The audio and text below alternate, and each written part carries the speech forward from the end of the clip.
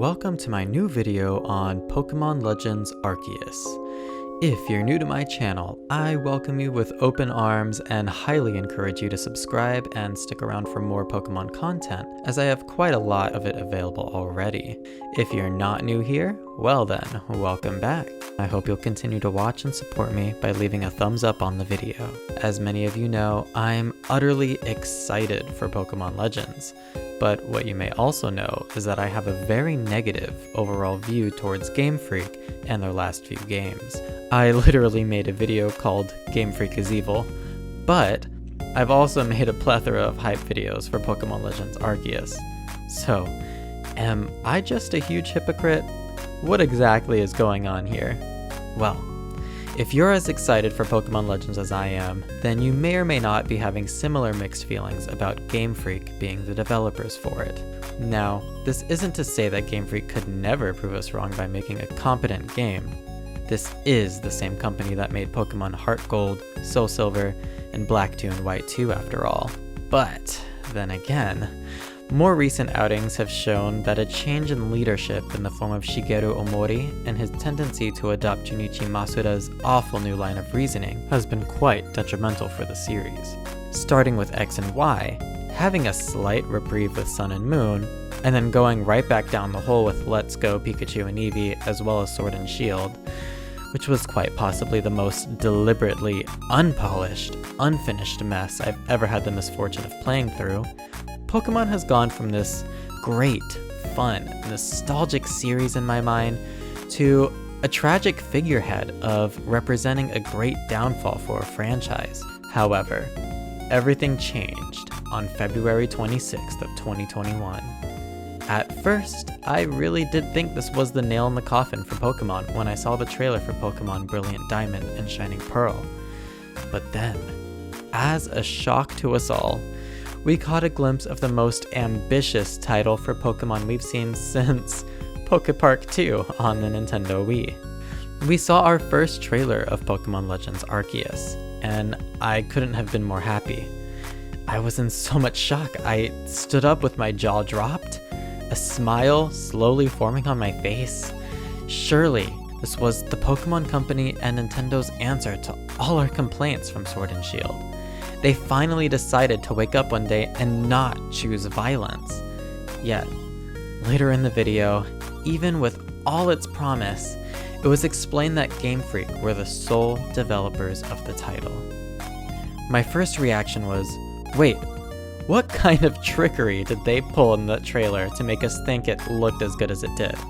We've gotta be screwed if they're developing it. I fully believed when I saw the trailer for the first time that somebody else was surely developing it. My second thought, though, was to maybe give them a chance. Maybe Game Freak can do this.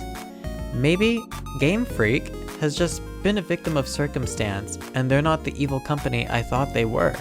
I even made that Game Freak is Evil video after all.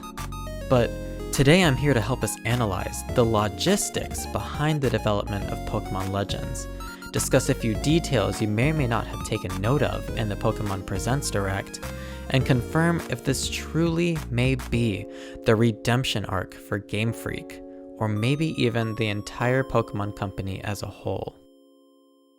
To start, as I've mentioned in the past, Game Freak's offices have officially been moved to be in the same building as Nintendo.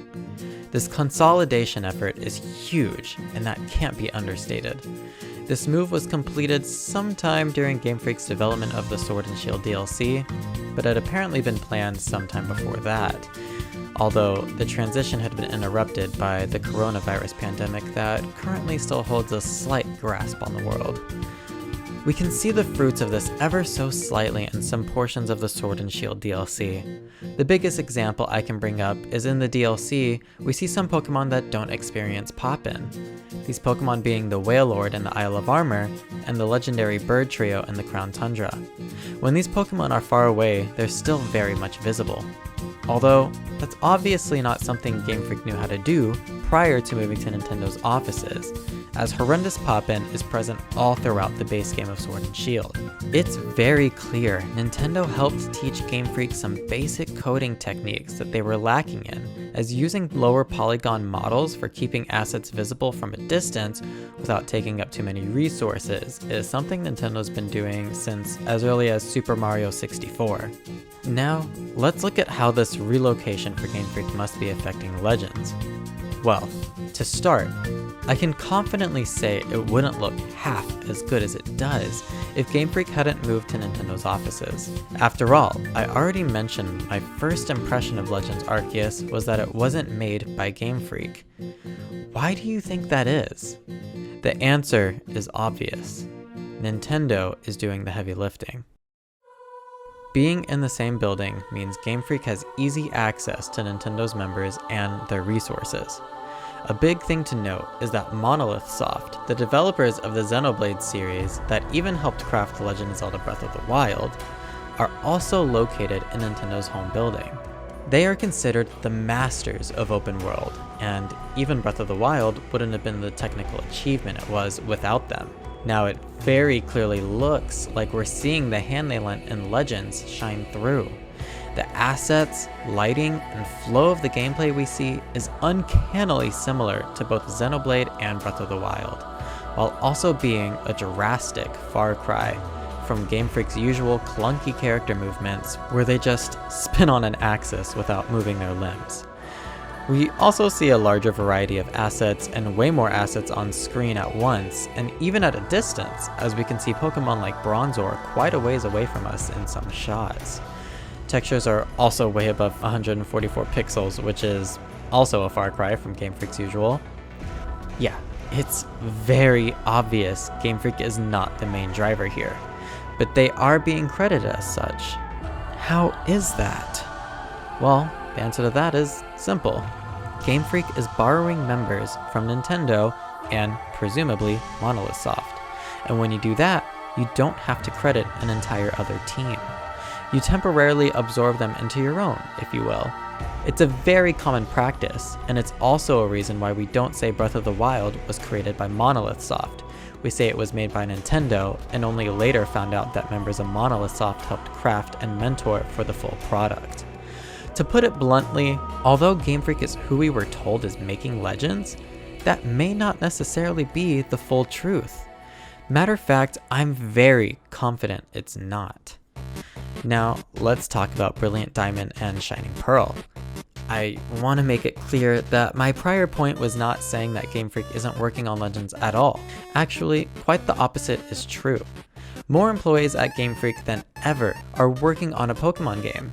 That game being Legends. All hands are on deck and taking orders from monolithsoft and Nintendo's employees as Brilliant Diamond and Shining Pearl are being developed by Ilka Inc. While the low-budget remaster of a 15-year-old game is being made by someone else, Game Freak has allowed themselves to free up all their time and resources to making Pokemon Legends Arceus. I imagine having Nintendo's eyes on them 24/7 now has also lit a fire underneath them to actually work throughout their days, and that much more progress is being made per employee because of this. Game Freak is no longer confined creatively by their annual releases, and can now create and release Pokemon games bi-yearly and have more of their staff available to make better, more polished products in a shorter amount of time, while also having all that extra time to develop. This is a win-win scenario for both Game Freak and for us. It is so nice to finally have a system in place that can benefit everyone.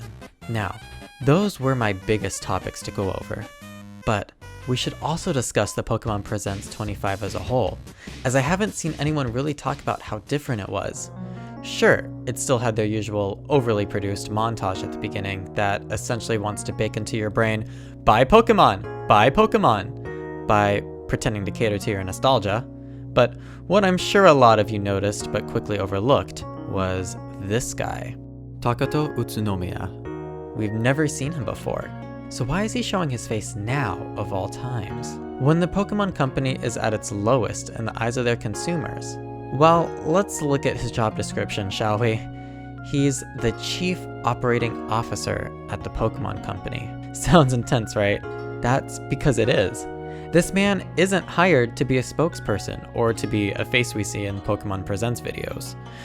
Chief Operating Officer's duties include supervising all daily operations for the company, including IT, marketing, and sales, working closely with the Chief Executive Officer and Chief Financial Officer on all matters related to the business, performing employee reviews and developing corrective action plans if needed, developing and implementing strategies, procedures, and business plans needed to enhance company growth, working with the executive team to set company performance goals, and cultivating and providing opportunities for rising talent within the organization. So, as you see, Utsunomiya-san is a giant pillar for the Pokemon Company. He works so closely with the heads of the company and is the one tasked to supervise and take action anywhere it is needed throughout all these divisions.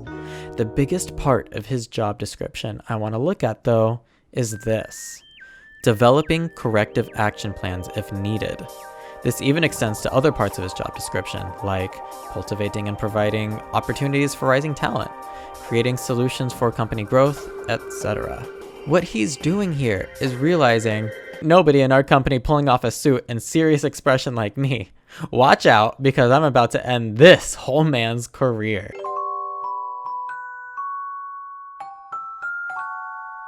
I kid. Kinda.